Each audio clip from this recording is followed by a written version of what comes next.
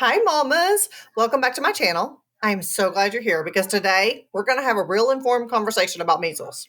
One that goes far beyond the headlines and the fear driven narratives, okay?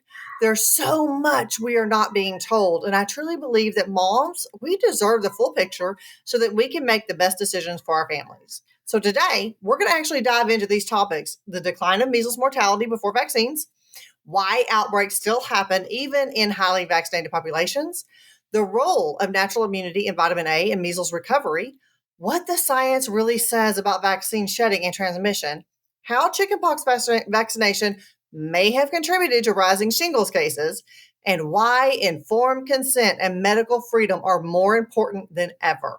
Okay. I'm also going to link the full interview that inspired this discussion today in the description below. So make sure to check out that if you want to dive deeper, that's where you'll find all the studies that I cite today as well. So before we get into it, here's my disclaimer. This video is for educational and information purposes only and is not intended to provide medical advice, diagnose, or treatments. Always consult with a qualified healthcare professional before making any health decisions for yourself or your family. And the views expressed here are based on cited research and publicly available data. Okay, so do your own research, ask those questions, mama, and make informed choices. So, with that, let's get to it. Let's start with something most people don't know. I know I sure didn't back in the day. Measles was already on the decline before the vaccine was ever introduced. Y'all, most of us don't know that. In 1960, before the vaccine existed, measles death had already dropped to 0.2 per 100,000 people. So what caused this decline? Well, what caused it was better nutrition. That's what they came up with. Better nutrition, better sanitation, and improved medical care is what caused this healing, really, not the vaccine. So there's, like I said, there's cited sources on this. I just found it fascinating. And it's something that I think every mom should know. And yet, if you ask most people today about this, they still believe, I know I did, that the vaccine single-handedly saved the world from measles. But like I said, that's just not true. And then we have continuing outbreaks. We hear about them all the time, right? We're hearing about them now. So here's another fact that challenges the mainstream narrative on that is measles outbreaks, they still happen. And they still happen in countries with high vaccination rates, okay? So, for example, there's a couple I have for you. Sri Lanka was declared measles-free in 2016, but had over 700 cases by 2019, despite they had a 95% vaccination rate. Guys, that's outrageously high vaccination rate. And they still had over 700 cases. Greenland had similar experiences where 63% of their cases were in vaccinated individuals. So why is this happening? Well, one reason is vaccine shedding. Y'all, live viruses like the MMR can shed and spread measles. We know this, right? Studies have found measles vaccine virus RNA can be detected up to 100 days after vaccination in some people. Y'all, that's a long time. That means you can be in contact with someone who's had a vaccine like within the last 100 days and they're still shedding. So they're still exposing that virus, right? I mean, it's just something to know. It's something that's good to know. And then we have the role of natural immunity and vitamin A. So we're going to talk about how our bodies are designed to fight measles naturally, because one of the biggest factors in measles complications isn't the actual virus itself, it's nutrition. So a vitamin A deficiency is the number one risk factor for measles complications. And the WHO recognizes this in this study that they said that vitamin A supplementation can reduce measles mortality by up to 50%. Y'all, that's pretty good. So Dr. Lawrence Palevsky, who was in this interview, he said it perfectly, I thought. And so I wanted to include it here. The body is beautifully designed to heal. Our job is to support it, not interfere unnecessarily. He also shared this when he said, his exact words were, in his 27 years of practice with unvaccinated children and measles, in the 27 years of him working with children and their families, none of the unvaccinated he has ever seen a death from measles in his 27 years.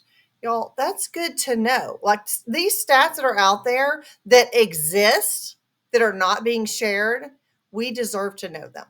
And then there's Dale made a point that I really liked about the excuse me, about the chickenpox vaccine and the rise of shingles.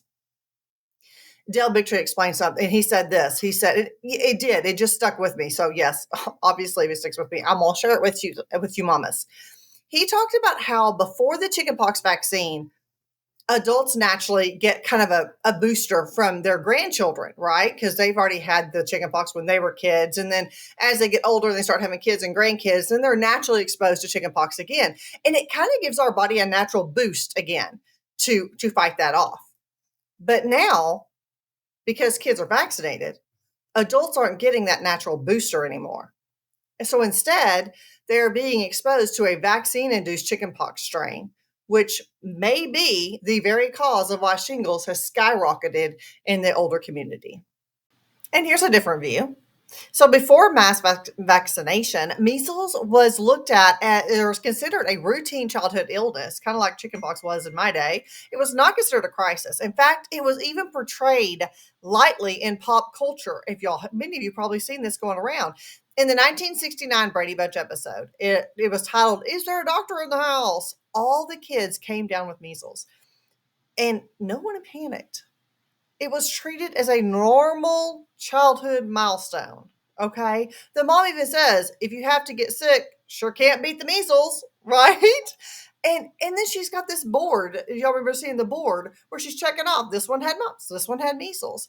Because it wasn't, even in the 60s, it still was not feared. It was not a fear thing. So we've talked about the measles vaccine. But what about the bigger picture? We all know, right? You heard me share this many times. In 1983, children received 24 doses of vaccines by age 18. 24. Today, that number has jumped to 72 doses, and they keep adding more every year. The Vaccine Adverse Event Reporting System, VAERS, estimates that only 1% of vaccine injuries are ever reported. Yet you have this huge database, and that is the 1%. We have to know this. You as mamas deserve to know that there is reports of vaccine injuries out there for you to see. You're not alone. You deserve informed consent, not fear. So trust your instincts, research thoroughly, and make decisions that align with your family's health. You are that baby's mama, and you have a right to do that. So if you wouldn't mind, would you drop your thoughts below? Maybe how do you feel or believe natural immunity is being ignored? And when it shouldn't be, really, because it's vital to life, right? We have a natural immune system for a reason. And if you found this video helpful, would you remember to like and subscribe for more content on natural health and informed choices? And I will look forward to seeing you guys in the next one.